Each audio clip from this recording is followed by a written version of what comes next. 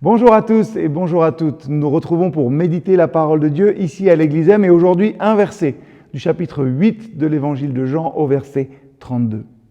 Jésus dit aux Juifs qui avaient cru en lui, « Si vous restez fidèles à ma parole, vous êtes vraiment mes disciples. Vous connaîtrez la vérité et la vérité vous rendra libre. » Cette promesse, la vérité vous rendra libre, est un encouragement qui constitue en même temps aussi une épreuve, comme c'est dit, pour ceux qui avaient cru, et que Jésus distingue de la foule par ces mots, « Vous, si vous demeurez dans ma parole. » Je le dis souvent, il est important de croire, mais il est important et primordial de croire juste. Combien de personnes ne se soucient pas de la rationalité de ce qu'elles croient et finissent finalement par bâtir leur vie sur des croyances qui sont tout simplement fausses.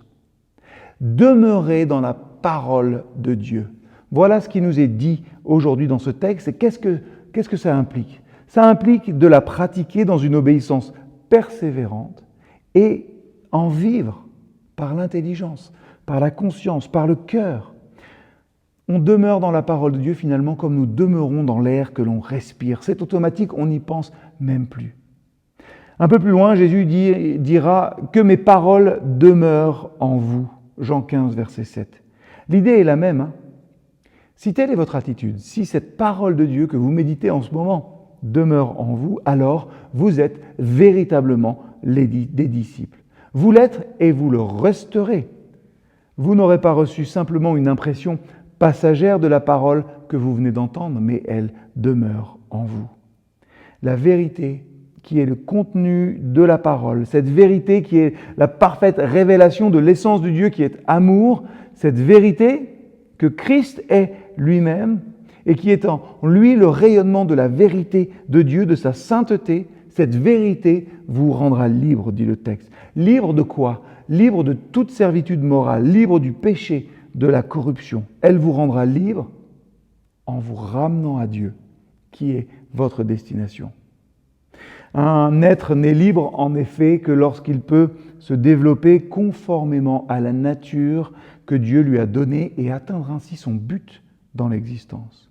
En présentant ainsi une vraie liberté, Jésus encourage ses auditeurs à persévérer dans leur foi naissante et en même temps, il met cette foi à l'épreuve et cherche à l'épurer en la débarrassant des éléments de propre justice, d'orgueil peut-être national pour les Juifs à l'époque, d'espérance politique pour le Messie et charnelle dont toute cette pensée juive était encore entachée.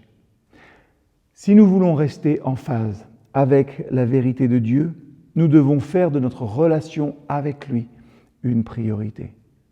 Communiquer régulièrement avec Dieu par la prière, la lecture de la parole, la louange et simplement en reconnaissant sa présence et sa direction durant la journée. Lorsque nous connaissons Dieu, nous connaissons la vérité.